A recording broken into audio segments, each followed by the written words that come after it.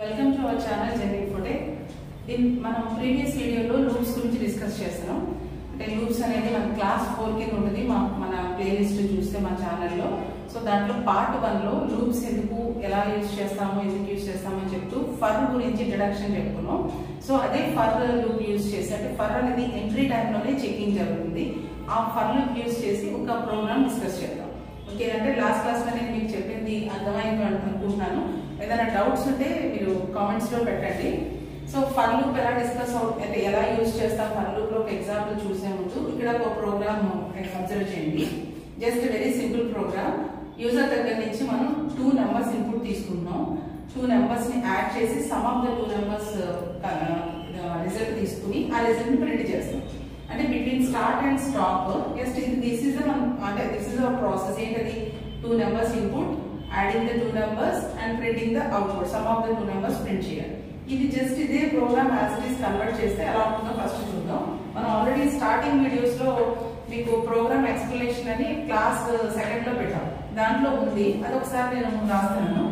Main and take 3 variables a, b, c. User మీ దగ్గర నుంచి 2 నెంబర్స్ తీసుకున్నాం. Print f in a new line, enter.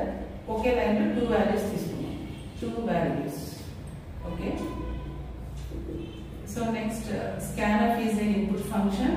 %d అంటే మన ఇంటిజర్ వేరియబుల్స్ కాబట్టి మన ఫార్మాట్ స్పెసిఫైర్ a, b. దీని గురించి నేను ప్రీవియస్ వీడియోస్ లో ఎక్స్ప్లెయిన్ చేశాను.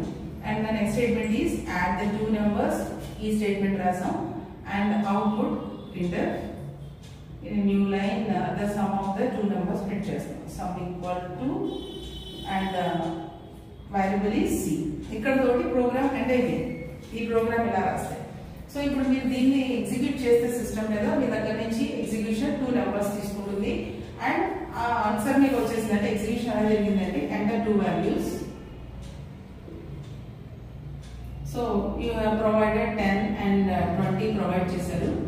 And the answer on the monitor is the sum equal to 30 is the answer. ఇంక ఇక్కడ తోటి మన ప్రోగ్రామ్ ఎగ్జిట్ అయిపోయి మళ్ళీ బ్యాక్ వచ్చేస్తాం. అంటే ఎగ్జిక్యూషన్ నుంచి బయటకు వచ్చేస్తాం. బట్ ఇప్పుడు మనకు కావాల్సిన లూప్స్ లో ఇదే లాజిక్ 5 టైమ్స్ ఎగ్జిక్యూట్ అవ్వాలి. సో దీన్ని నేను ఎలా మారుస్తున్నానంటే, ఇక్కడ ఒక వేరియబుల్, ఎక్స్ట్రా వేరియబుల్ i అని ఒక వేరియబుల్ తీసుకున్నాను. ఇనిషియల్ గా 1 పెట్టాను. And here my condition is if the i is less than or equal to 5 ఉంటేనే టువర్డ్స్ డౌన్ రా. i లో వాల్యూ ఎంత ఉంది? 1 ఉంది. 1 is less than or equal to 5 కాబట్టి టువర్డ్స్ డౌన్ వచ్చాం. ఏబిని ఇన్పుట్ చేసాం, యాడ్ చేసాం, ప్రింట్ చేసాం. నెక్స్ట్ ఏం జరగాలి? ఈ 3 స్టెప్స్ మళ్ళీ రిపీట్ అవ్వాలి కాబట్టి ఇక్కడ స్టాప్ చేయకుండా you are giving an increment to i అనే వేరియబుల్ లో 1 యాడ్ చేశారంటే i equal to i plus 1 చేసి దీన్ని ఇలా బ్యాక్ కనెక్ట్ చేసి చూపిస్తున్నాం. ఇప్పుడు ఇక్కడ ఎంత అయింది? i changes to 2. Is 2 is less than or equal to 5. yes. So again b input అవుతుంది, యాడింగ్ జరిగింది, ప్రింట్ అయింది. Now i becomes 3. Third time is 3 is less than or equal to 5. yes. So third time and fourth time when i becomes 5, fifth time జరిగింది. అయిపోయిన తర్వాత next ఇక్కడ i ఎంత అవుతుంది? 6 అవుతుంది. 6 is less than or equal to 5.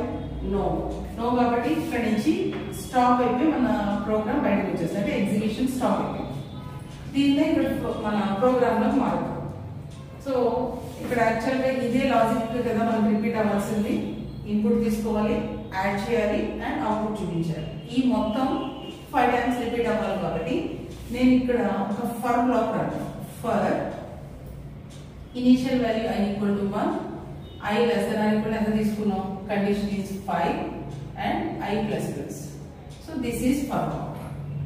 దీన్ని మన as usual main programme లో రాస్తున్నాం. ఓకే, సో ఫస్ట్ ఇక్కడ పైన ఇంకా వేరియబుల్స్ ఏం తీసుకోవాలి మనం? ఇంట్ a, b, c, i. when i equal to 1 first checking జరుగుతుంది. i is less than or equal to 5. yes.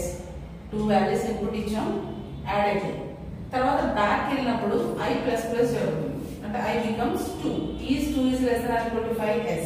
Again మీకు మానిటర్ మీద ఏమొస్తుంది? Enter 2 values.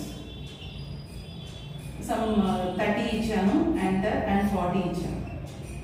40. you will get the sum equal to 70.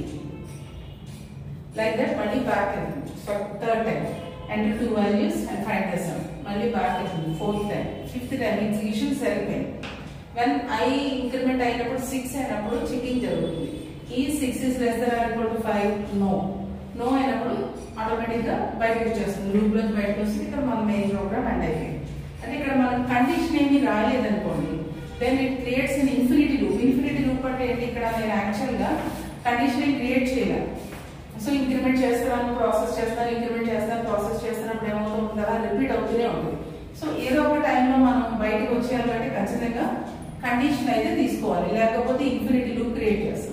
Are ఇక్కడ increment ఇవ్వకపోయినా కూడా infinity లూపే create అవుతుంది. ఎందుకు, I 1 అయినప్పుడు 1 less than 5 జరిగింది, మళ్ళీ బ్యాక్ కనెక్ట్ చేస్తారు, ఐలో 1 ఉంటుంది, మళ్ళీ less than 5 అయింది, ఎగ్జిక్యూషన్ జరిగింది. ఇలా ఇన్ఫినిటీ క్రియేట్ అయిపోతుంది. అంటే ఎప్పటికీ ఆ ఎగ్జిక్యూషన్ నుంచి బయటకు రాదు. కాబట్టి మనం ఇక్కడ ఏం చేయాలి, ఖచ్చితంగా ఆ ఇంక్రిమెంట్ వేరియబుల్ కి సమ్ I అనే వేరియబుల్ కి, దట్స్ ఇంక్రిమెంట్ వేరియబుల్ కి ఇంక్రిమెంట్ యాడ్ చేస్తేనే ఏదో ఒక టైంలో కండిషన్ ట్రూ అయినంత వరకు రిపీట్ అయ్యి కండిషన్ ఫెయిల్ అయినప్పుడు బయటకు వచ్చేస్తుంది అనమాట. So this is about simple example programme using for loop. మిగతా ప్రోగ్రామ్స్ కొన్ని వేరే వీడియోస్ లో, అందులోనే ఛానల్లో వేరే వీడియోస్ లో ఇచ్చాను. ఆ ప్రోగ్రామ్స్ కూడా మీరు అబ్జర్వ్ చేస్తే నెక్స్ట్ వీడియోలో వై లూప్ యూజ్ చేసి ఎలా రాస్తామో చెప్తాను. Okay, thank you. దీన్ని లైక్ చేయండి, వీడియోని. మీకు ఏదైనా డౌట్స్ ఉంటే కామెంట్స్ పెట్టండి. మా ఛానల్ని సబ్స్క్రైబ్ చేయండి. Thank you all for supporting our channel. Thank you very much.